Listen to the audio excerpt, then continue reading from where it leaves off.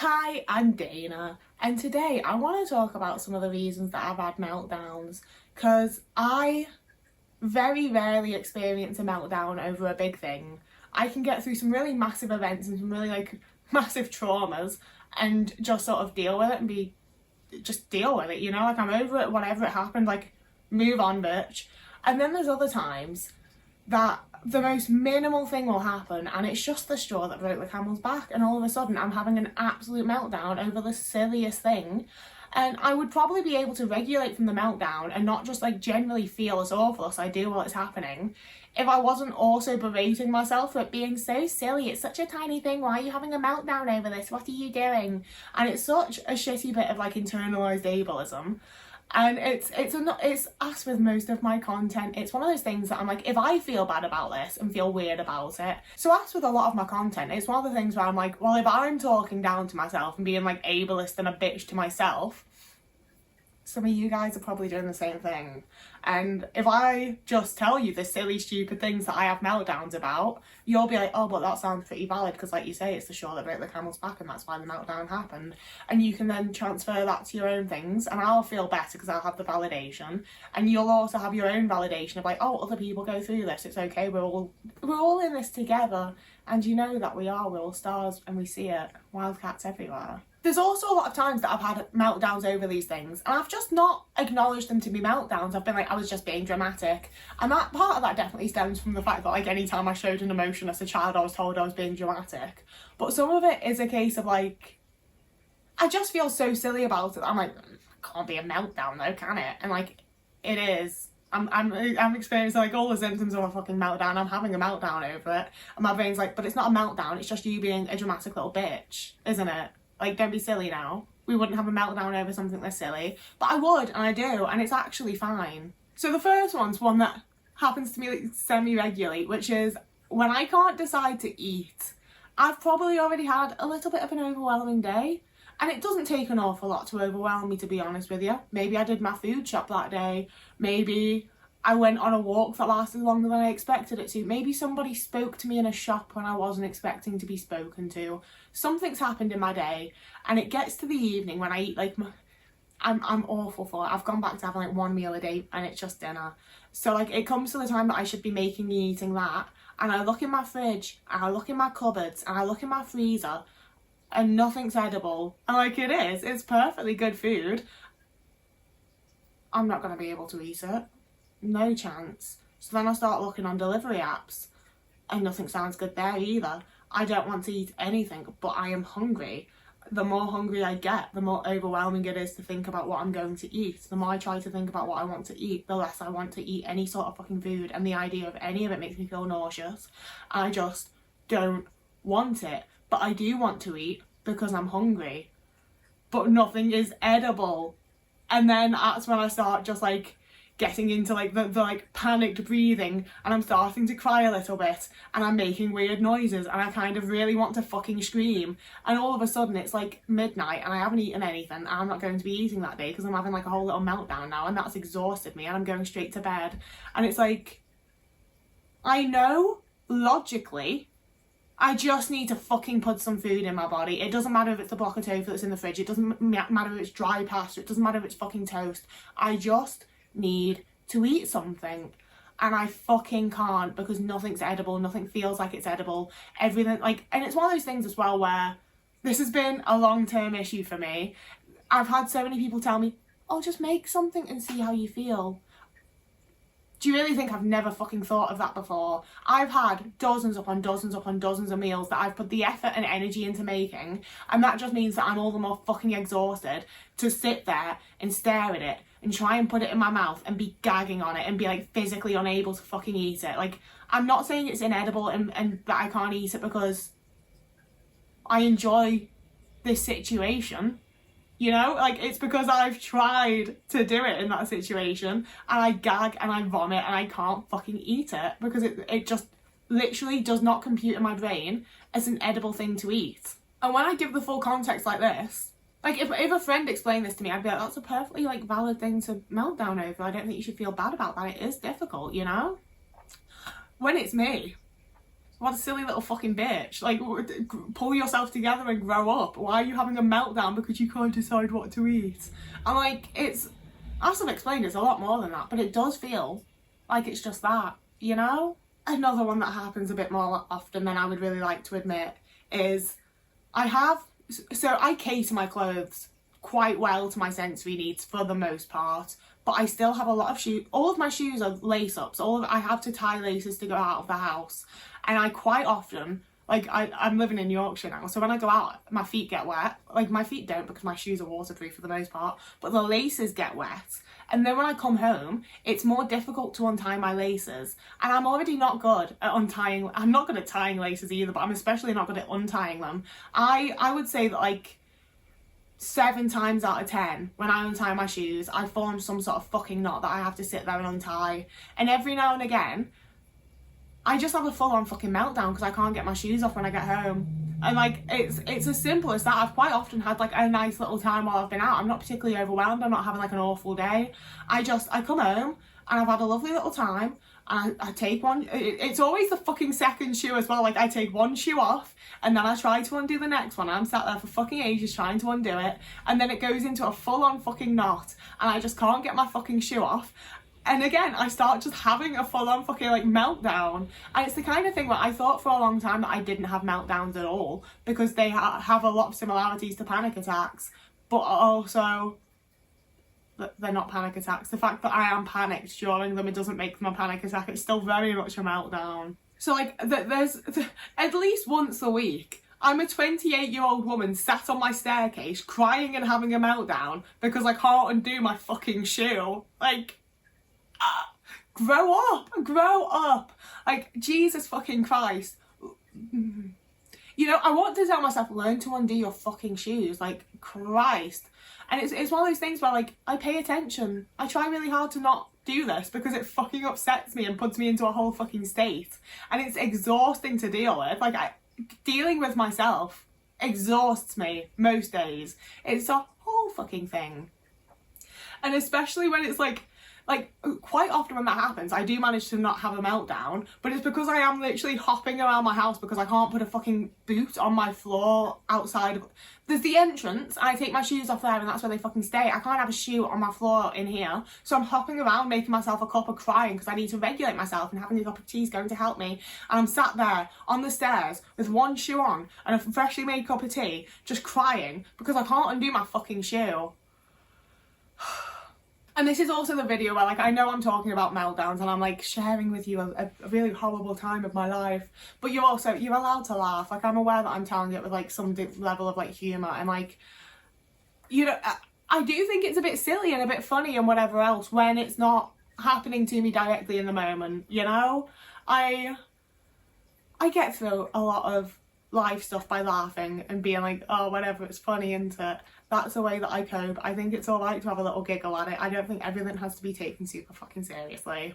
And similarly, it's not been for a little while because, like I said, I have mostly catered my clothes to be things that I feel comfortable in at this point, but I suck at doing zips up. So I've had a bunch of times that, like, I either can't get the zip done up, so I'm just fucking freezing cold and holding my coat around me, and that sucks, or the times that I can't get the coat unzipped. I've had to do the whole, like, wiggle out of a zip up coat and just fucking get rid of it because I know that I'm never ever going to wear it again because it is giving me a full-on meltdown because it didn't fit right and it doesn't feel right on my body and it feels like it's pressing my clothes in all the wrong places, and then I also can't undo the fucking zip to get it off.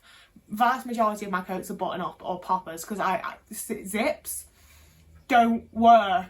I don't know why so many things have zips because they don't fucking work. They're constantly getting stuck, they constantly won't do up, they won't undo.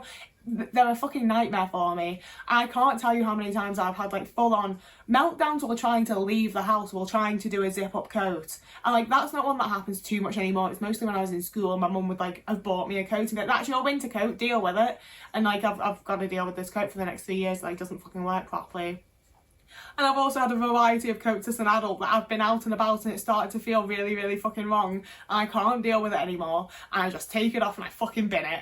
Or I just leave it on a wall somewhere. I just can't deal with it. I don't want the fucking thing anymore. I'm over it. I'm done. I'm not taking it. Leaving it. I also, as someone who like regularly has meltdowns after like any big social event, I can't tell you how many parties and like little nights out I've been on where I've gotten home and I can't get a necklace off, I can't get a dress off. Like there is something on my body that I want off my fucking body and it's ever so slightly fiddly, and because I'm already that bit overwhelmed, I just can't fucking get it off. I've torn my way out of dresses, I've torn jewellery off myself. There comes a point where I just can't fucking deal with it anymore. So then I'm having a meltdown because of like not only the sensory situation that I've just had, but also now I've broken my grandmother's necklace, now I've ripped this dress that I bought, now I've done this and I'm so like clumsy and I'm so this and I'm so that. And it's this massive like just compilation of all the things that fucking annoy me about myself, driving me into an absolute meltdown. Now, one that's a little bit less, one that's not so sensory based is having or not having a phone call. If I have a phone call, there's a 50-50 chance that I'm going to have a meltdown during the phone call and the other person's going to hear me crying, get my breathing all up, and they're going to go, oh God, it's just a phone call, calm down, why are you being so silly? And I'm just not going to be able to speak to them and not going to be able to reply, and I'm going to hang up and be sat there like fucking screaming and hitting myself and having a horrible fucking time. And the other 50% of the time, I managed to do the phone call sounding reasonably normal, and the moment it's over, I just have a fuck off big meltdown because it feels like so much pressure and so much effort and so much energy, and like it feels like I've put all of like my like plausible normal person stuff to the front to do this phone call, and that's used it all up, and I have nothing left to resemble anything close to a normal person. I've had many a comment over the years being like, oh, normal people, why are you saying it? Because some people are normal fucking people. Some people aren't having meltdowns, you know? Like, I think we all know what I mean, and I'm not using it as like a massively derogatory thing. It's just that some people are more fucking average and less meltdowny than others. So it feels like I've used all of my like normal person persona to manage to do the phone call, and all I have left is like full autism. So I am having a meltdown, and that's just how it's going to be. It's going to be me rocking back and forth and just like barely being able to breathe and wanting to punch myself in the fucking face and just not being able to cope. And that's also where a lot of times I end up doing like nails into my hands and things like that.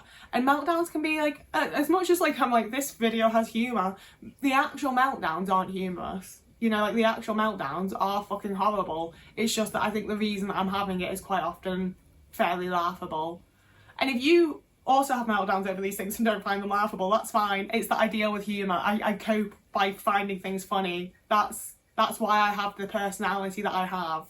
Another one that causes meltdowns all the time is when I get lost, and I get lost fairly fucking often. I got lost going to my local shops the other day. I've been there a bunch of times since I moved. I know where it is. All of a sudden, I just couldn't fucking find it, and I was going back and forth, and I don't even know how I ended up in some of the places that I ended up, you know, like I was just like, I didn't walk to this area, I didn't walk in this direction, I don't know why I'm here.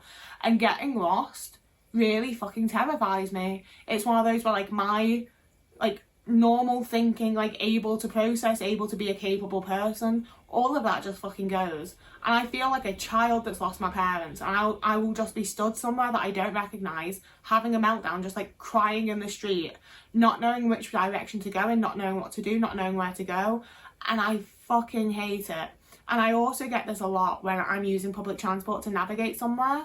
I try really, really hard to use direct public transport wherever I can, because if I need to make a change, if I need to like switch trains, I don't know which platform to go to, I don't know which bit of the bus station to go to, I don't know what I'm supposed to do. I like everything to do with public transport is so confusing to me, and I can't process any of it, and I don't have a fucking clue what's going on, and I find it just so incredibly difficult. So there are situations where I've had a lot of meltdowns, where I have just gone up to like the train person or the bus person and been like mid meltdown crying, can't breathe properly, snot everywhere, and be like, I'm going here, I'm coming from here, where do I go? And people have for the most part been very kind and very helpful, but I can also see that they are like, Jesus fucking Christ, you know? And like, fair enough. I would be too if I was dealing with me. I am dealing with me, and I'm sort of like that, you know? But it's those situations where I feel especially silly, because like when I was younger, I would phone my parents when I was in those situations and I'd be like, oh, I'm lost, I don't know where I am. And they would be very like, well, there's no point in crying, is there? That's not going to help you right now. You need to find where you are and find out how you're going to get home. So you need to stop crying and stop being silly and sort yourself out. And that's definitely had a big impact on how I feel in those situations and the way that I feel about myself in a variety of ways. And it's one of those things though where I don't disagree. Like, yeah, the fact that I'm having a meltdown in this situation and it's not something I can control actually makes the whole situation a lot scarier, and it makes me feel a lot more vulnerable. And it's also fucking terrifying, because this is a little bit off topic, but like I've had a variety of times in Liverpool where I would go to get my train to go somewhere and it will have been delayed or cancelled, and that sends me, that gives me a meltdown straight off the bat. So I would go around to like the street that's like up and behind Mime Street, and I'd be sat in a doorway crying my eyes out, full meltdown, like I often like punching my thigh or some shit like that. Like, I don't look like a normal fucking person because I'm having a meltdown. And men would come up and be like, oh, are you okay? How's it going? Are you doing okay?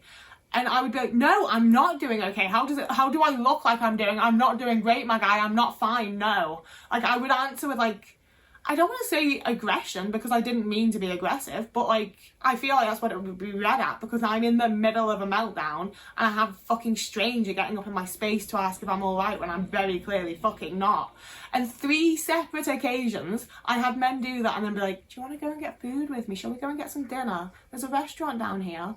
And like, no, I think it's actually really fucking bizarre that you're seeing a woman in emotional distress and asking me if I want to go for dinner. And I'm sure I'll have some absolute fucking twats in the comments defending and be like, oh, they're probably just trying to cheer you up and make you feel better. Don't leave me alone. Like, that's the thing, is in situations where I've had men say and do things to me, I am so not responsive. Like, I'm not someone, when it's not been people that I'm already friends with that are trying to do shit, I'm not a friendly, responsive person. They scare me. I'm probably already overwhelmed, and I'm also now scared of this fucking man. So I'm not in any way like fawning or playing along, and it doesn't make it fucking okay if I was either. And like, I'm being aggressive. I'm being like, fuck off, leave me alone, what do you want? And they're still like, oh, come on, baby, let's go in and get something to eat. And it's fucking weird. And that's where it also just like makes me feel very fucking vulnerable and worsens the meltdown, because I now feel unsafe because of this man. Like, I understand that I'm in public, I'm on a street just having a meltdown, but also like, I've put myself in a little doorway, leave me alone. I'm clearly not trying to be in public right now. And the last one, I do have a few more on my list, but this hasn't been as fun to talk about as I expected it to be honest with you. Because another one of the big ones, and the one that's affected me most in workplaces, is when someone tells me to change the way that I'm doing something. And it's the kind of thing where I'm aware that it makes me look like some stubborn, self-righteous little prick that thinks I know the best way, and I know that I'm doing it this way because I'm so fucking clever and logical and whatever else. I'm aware that that's the perception people get from it and how I look to the people that are telling me how to do the thing. But the reality is, I'm stressed, I'm overwhelmed, I'm fucking scared, I'm having like the worst time of my life. I'm just trying to figure out how I can do this thing in a way that isn't increasingly overwhelming, that isn't making things worse. And then just having someone speak to me is extra overwhelmed that I probably can't deal with in the situation. To then have someone speaking to me, giving me instructions, giving me things that I need to process, giving me things that I need to not only process but put into action, I just can't fucking do it. And that's where I will start having like just a straight up meltdown. And like I've mentioned before, I have the friend that I occasionally work like with and for at Comic-Con, and I had a really like a shitty situation with him that I still feel really bad about, and I apologise and everything, but he'd had me helping on like the stall that sells little pictures. It's so I can get him for free. But like I'd been there for like a few hours, and I'd been like selling people their things, like just dealing with the card payments, and like I'm not the most friendly, like, come and speak to me, but I can do the like, oh, are you buying those? That'll be £5, thank you. And then the person who owns the stall that I'm friends with, that like, he's in charge during those situations, you know? It'd been like, oh, you can just do this. Well, like, someone was like buying 3 and he was like, oh, just do them a deal. And it was the most casual, like, blasé, like, not an issue thing in the whole entire world. And I verbal diarrheaed some like quite rude things at him that like I don't mean and deeply regret saying because I don't fucking mean them, and then had to like just run off and like breathe and try to regulate myself and have a meltdown.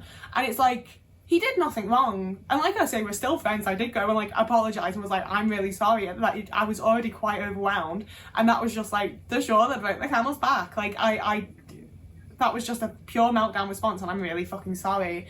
And thankfully he understood and was very kind about it. But also, like, if you do that to your boss in an actual work situation, you're probably getting fired. I wouldn't know, because when I've had it happen in other situations, it's not someone that I'm friends with, so I didn't go back, you know? I just was like, I can't fucking do this anymore, I'm really fucking sorry, I'm going home, this is too much, I'm sorry, bye, and left, and didn't go back, because I'm fucking humiliated by that being my response, you know? And I had it a bunch with my fucking mother, because before I went no contact with her, she would quite often come to my house, or I would go to hers, and I would cook because I'm vegan. So like, she wouldn't cook me fucking vegan meals a lot of the time. I had to cook it for myself, whether I was at hers, whether she was like, she quite often saw me cooking, and I'm sorry, but I'm a good cook. Cooking in front of my mother caused me a stress like fucking nothing else. And then she would peer over my shoulder and be like, why are you doing that like that? Just do it like this. I don't want it anymore. I don't want to eat, I don't want to be around you. I feel like I'm the stupidest person on the whole fucking planet. I can't deal with it, it's so overwhelming. And it's those situations where like, I don't think I ever had an actual meltdown around my mother. I was always able to like contain it until she'd gone, because to be quite frank, I didn't tell my mum about that many of my issues, and I didn't show an awful lot of emotions in front of her, because I knew she wasn't going to be fucking helpful. You know, like if I cried in front of my dad, he was fucking awkward and he didn't know what to do, but he'd like sort of pat me on the head and be like, you're alright, love. Whereas if I cried in front of my mum, she'd be like, why are you crying? Why are you doing that? It's got nothing to cry about, is it? Go to your room, go somewhere else, why are you crying in front of me? Like, I wasn't gonna get any comfort, no, she wasn't gonna help me. So I got really good at like compressing those feelings down and just dealing with them afterwards.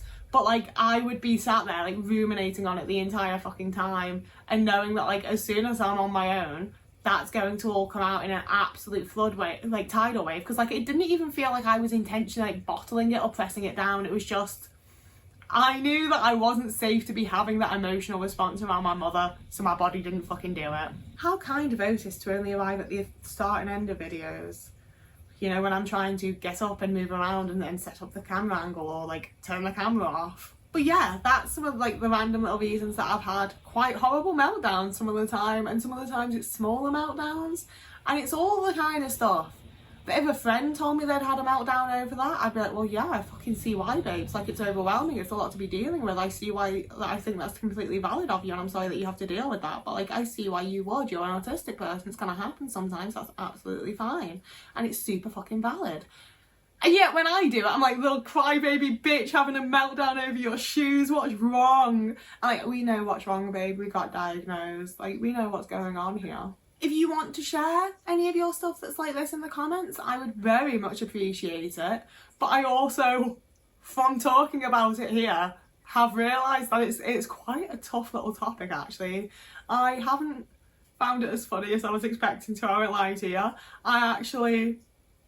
See, that's the thing, is like, I thought for a long time that I didn't have meltdowns because they're not like huge things. Like they do kind of look more like a panic attack where I'm just also crying and like hitting myself a bit.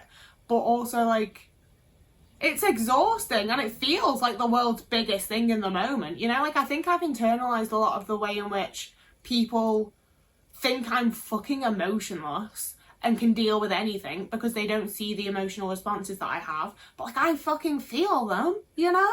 Like my meltdowns might not be like the most massive external thing in the world, but they feel fucking huge and they feel fucking horrible. And even if it's about something that feels really small, the massive feeling of overwhelm still exists. Even if I'm like, this is just the tiny thing of like not being able to do my shoes up properly, the tiny thing of my necklace not coming off after a night out, like it doesn't matter how logically I know it's a little thing, it feels fucking massive.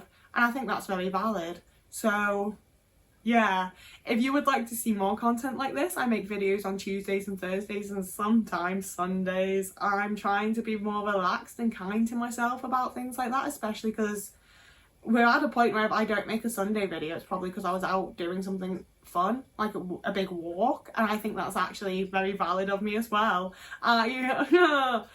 Maybe everything I do is actually just really valid and cool, and I'm actually like an alright human being, I don't know.